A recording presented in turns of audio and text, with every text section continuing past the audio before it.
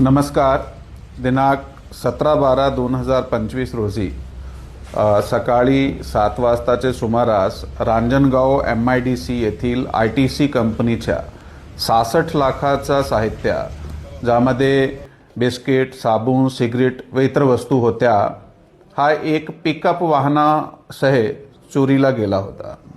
त्याप्रमाणे Ranjangaon MIDC police station या ठिकाणी 478/2025 कलम 303(2) BNS प्रमाणे गुन्हा दाखल करण्यात आला होता. औद्योगिक क्षेत्रात असल्या प्रकारच्या चोऱ्या होणं देशाची आर्थिक प्रगतीकरिता खूप धोकादायक आहे.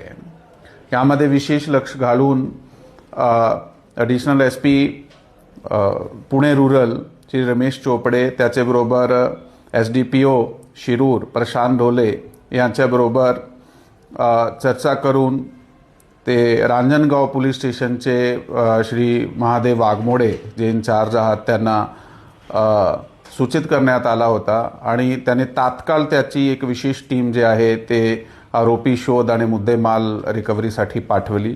यामध्ये PSI Thorat, ASI Shinde, head constable Kalkute, PC Umesh Kutwal, PC Gund आणि PC रासकर यांची एक टीम होती.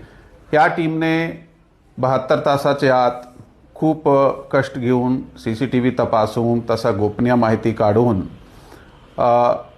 माहिती काढली. त्यामध्ये विशेष करून PC उमेश कुतवल जे आहे त्यांनी खूप म्हणजे तकनिकी तपास करून हा गाडीचा शोध लावला. त्यातून तो जो मुख्य आरोपी आहे याचा प्रथमेश चौहान वाघोलीचा राहणार आहे, त्याचा शोध लावला. सापळा रचला गेला आणि प्रथमेश चौहानला अटक करण्यात आली होती.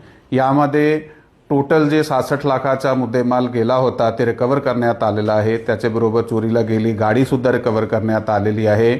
मुख्य आरोपीचे जे साथीदार होते त्याच्याबरोबर ते निष्पन्न करण्यात आले आणि त्याचा शोध सध्या सुरू आहे. ह्या टीमने खूप चांगला 72 तासात जे हे डिटेक्शन केलं आहे त्याच्यासाठी ह्या टीमचा खूप खूप अभिनंदन आहे. थँक्यू. जय हिंद, जय महाराष्ट्र.